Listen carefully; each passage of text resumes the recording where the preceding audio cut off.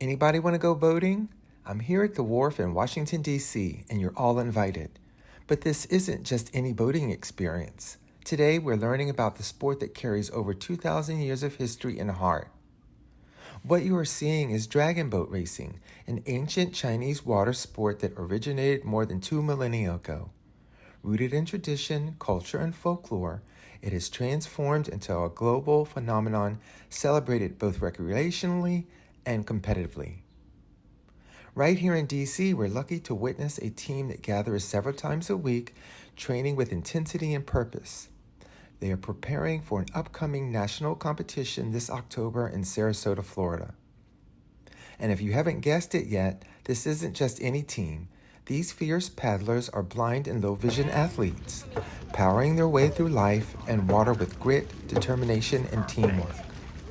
At the Blind Muse Foundation, our mission is to educate, communicate, and connect communities. And this powerful story does all. What you're seeing is dragon boat racing, an ancient Chinese water sport that originated more than 2 millennia ago. Rooted in tradition, culture, and folklore, it has transformed into a global phenomenon, celebrated both recreationally and competitively. This team practices several times a week at the DC Wharf, located along the southwest waterfront on the eastern side of the Washington Channel. On the other side is Haynes Point Park, located at the southern tip of East Potomac Park, between the main branch of the Potomac River and the Washington Channel in southwest Washington. Dressed in vibrant yellow and black shirts featuring a silhouette of the Washington, D.C. skyline on the back and the words, "Out of Sight Dragons," on the front, a group of blind and low-vision athletes gather at the pier on the D.C. Wharf. Some hold white canes as they form a circle to begin their warm-up exercises, preparing both body and spirit for dragon boat practice on the water. 10, down and down. Okay, let's do our race start jumping jacks. So that will be 3, slow, all your power going into that first 3 strokes. Then we kick up the rate for 10 jumping jacks. Then we kick it up a little bit more for 10 jumping jacks. And then we'll be done. All right. 3, 2, 1, go. 1, 2, 3, up. 1, 2, 3, 4, 5, 6, 7, 8, 9, 10. Up. 1, 2, 3, 4, 5, 6, 7, 8, 9, and 10. We're done. Thank you, Casey. A group of blind and low-vision athletes begins to make their way down a slightly inclined metal ramp, their footsteps steady and deliberate. Some tap ahead with white canes, while others extend an arm gently forward, lightly gripping the shoulder or elbow of the teammate guiding them. The ramp leads to a wide cement dock where a sleek, narrow dragon boat, nearly 40 feet long, floats calmly on the water, its hull rocking gently with the movement of the channel. Upon reaching the dock, the team pauses beside 2 large, white plastic equipment boxes. One by one, they retrieve long wooden paddles, each one carefully handed out by a coach and a fellow team member. The coach also distributes regular life jackets and compact flotation belts, small safety devices designed to wrap snugly around the waist. Team members stow their personal belongings securely inside the box, which will be locked for safekeeping during the practice on the water. Coach, when you're giving out oars, are these assigned to specific people? Yes. Depending on where they are in the boat? Depending on their size Okay. and position in the boat. Okay. Yeah. Okay. Great. And this is the oar. Okay. These are paddles. Okay. And one person does that. That's tough. One person steering in the back. That's the Okay. only oar. An oar is always attached to a boat. That's the difference between rowing and paddling. Got it. An oar is attached to the, so you have the oar lock. And whenever you have something in your hand that is not attached to a boat, One by one, the athletes lower themselves to sit along the edge of the dock, their legs gently dangling above the long, slender dragon boat below. With focused coordination, each paddler carefully swings a leg over and steps down into the boat, settling into their assigned seat with the help of teammates and coaches. The seating is precise, each person positioned to balance the boat and optimize teamwork on the water. As the boat gradually fills with paddlers, one of the coaches stands nearby, wearing a small headset with a microphone connected to a portable speaker strapped around her waist. Her voice is calm and clear, giving direction and encouragement. In her hands, she holds a small whiteboard filled with notes, likely the day's lineup and training plan. She reviews it thoughtfully, preparing to guide the team through their practice with purpose and clarity, making adjustments to the seating as needed. We're setting up the lineup, and Is that where people are in the boat? yeah, Gia's going to be down there. Does that change on a regular, or they have assigned positions? They will have assigned positions on race day, but these I try to get them balanced as well as possible. But we have changing dynamics with people in the boat. I got it. Now, when you're changing things around, is it just because of like strength and where you're going to put the most the people that Power. Right. Power, That's yeah. okay. Power, Great. Power's in the middle. Thank you so much. Athletes are now seated in the Dragon boat, their coordinated appearance forming a striking visual. A sea of vibrant yellow and black uniforms ripple under the sun. Wide-brimmed sun hats in an array of colors, and bright prints mingle with snug-fitting baseball caps, giving each paddler a touch of personality amid the team unity. At the front of the long, narrow boat stands a poised woman in uniform, with a tan sun hat. She holds a handheld drum, small but commanding. Paddles out! With intention and grace, she lowers herself into a seated position, facing the paddlers. Her presence is focused and calm, a visual metronome ready to set the rhythm. At the rear of the boat, a man grips the long steering oar, standing tall and confident. He calls out in a clear, steady voice, guiding the team with directional commands. Okay, push up on the right. Bump is in.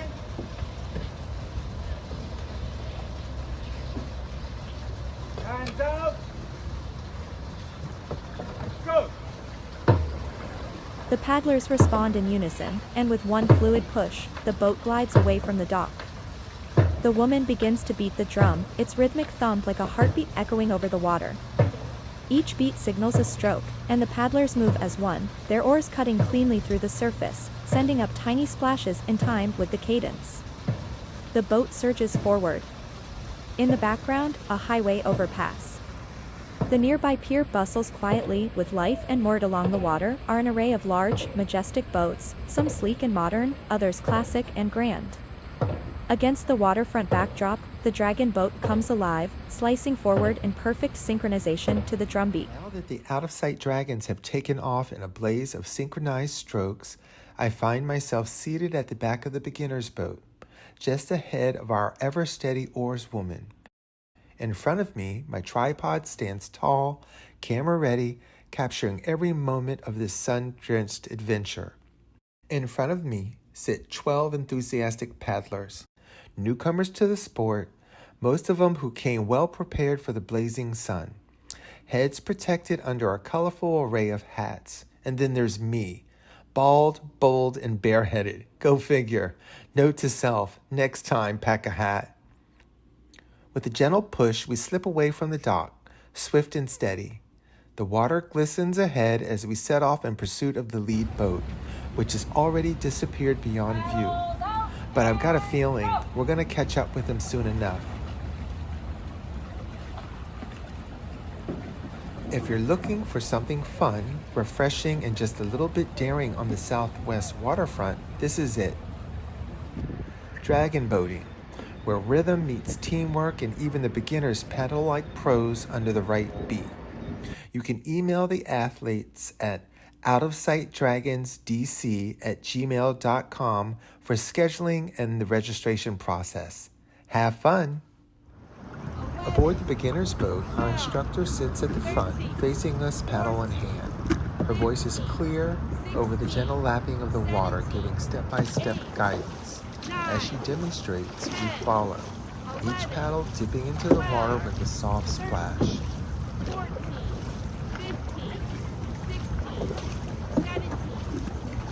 The boat slows as our strokes synchronize, gliding us forward with care. Off to the right, the shoreline of Haynes Point Park, lush and green, a peaceful backdrop to our focused training.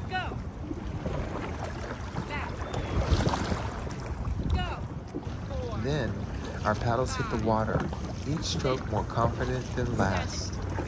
The boat surges forward, and in the distance, we catch sight of them, the out-of-sight dragons, the athletes. The boat approaches with power and precision, then like a heartbeat coming closer and passing us by. Definitely want to follow to make it. Suddenly, the out-of-sight dragons streak past us, an electrifying blur of yellow and black. Their paddles hit the water in rapid succession, propelling their sleek boat forward with lightning speed. The drumbeat at their bow echoes like a racing heartbeat, fading quickly as they leave us in their wake. We pause and then pivot.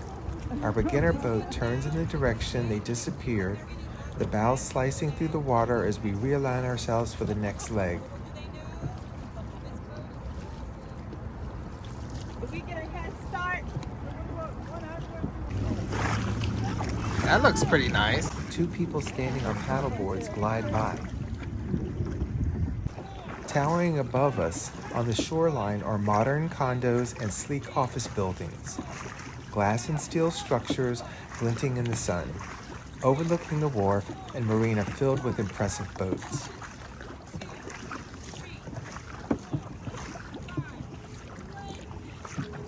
Up ahead, the out-of-sight dragons wait for us. Calm and poised, their paddles resting on the surface like a school of warriors preparing for the next challenge, we paddle closer, the water gently rippling between our boats and preparing for what comes next.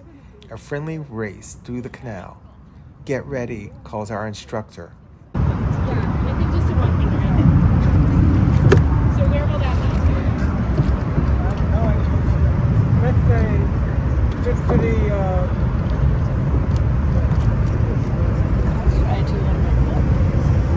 where the ferry is? yellow ferry? Yeah. Yeah, okay. My boat, 2 strokes. Go. My boat, hold! Hold. Who's going to call it? You. All boats in alignment. Somebody, attention. Go.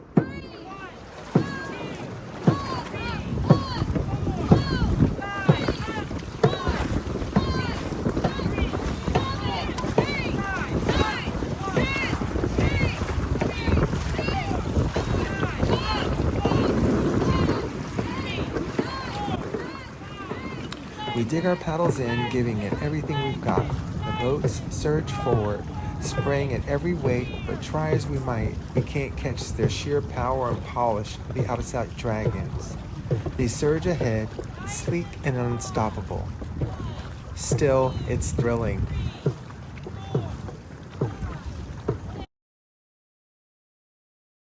The competition is real, but it's also the laughter echoing across the water. Our instructor cheers us on with encouraging words, acknowledging our heart, our hustle, and how far we've come in just one day. Yeah, so normally we would have 20 people in this boat. We only had 12 people paddling. Did a great job. And as a reward, we're going to head back in. Breathing hard and grinning wide, we begin to paddle back to the dock. Muscles aching but spirits high, as we glide across the water, the instructor shares information about future dragon boat practices. We have practices multiple days a week. Monday nights, Tuesday nights, Wednesday nights, Thursday nights, sometimes Friday nights, and Saturday mornings. Planting seeds of possibility for more days like this. As we beginners paddle in, we receive cheers from the athletes. Oh yeah, give me a light.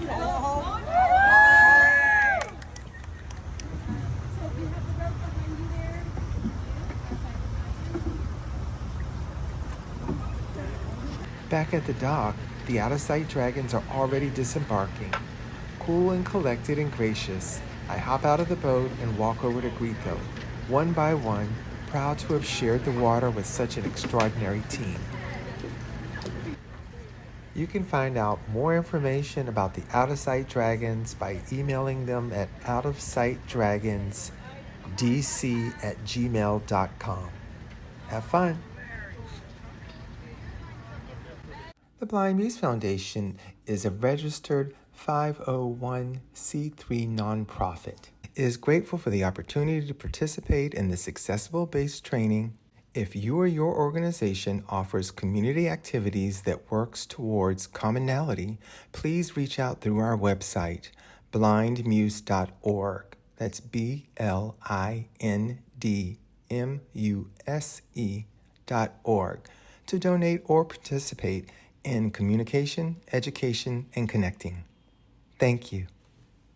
On the wharf at DC Southwest Waterfront, seasoned dragon boat racing coach Winky works with Christine on a new paddling technique for their upcoming national competition in Florida. Both women are wearing bright yellow shirts. Text on the front out of sight dragons. On the side an image of a dragon, referred to as the Long, is considered the most sacred totem in Chinese culture and is the only mythological creature among the 12 animals of the Chinese zodiac. Hi everyone, I am Christine Grassman. I'm president of the Out of Sight Dragons. We are down here at the wharf for our CCNC practice. CCNC is the Club Crew National Championships, which this year will take place in Sarasota in October. If you are interested in dragon boating, come on down to the wharf and check us out. On Saturday, September 6th, starting at noon, dedicated and committed supporter, Cantina Bambina, located at 960 Wharf Street Southwest, will donate 10% of the day's proceeds to fuel the Out of Sight Dragons for ongoing recruiting of new paddlers, maintaining equipment, traveling to compete, and making sure everyone can participate. Come out, enjoy your cocktails, while getting to know the Out of Sight Dragons. If you can't make it, please consider donating through our PayPal link in the description. A photo montage of a view of the wharf sign from the restaurant, a list of Cantina Bambina's cocktails. A group photo of the Out of Sight Dragons, some holding white canes. A hand holding up a salted rim margarita with lime under the backdrop of a bright blue sky.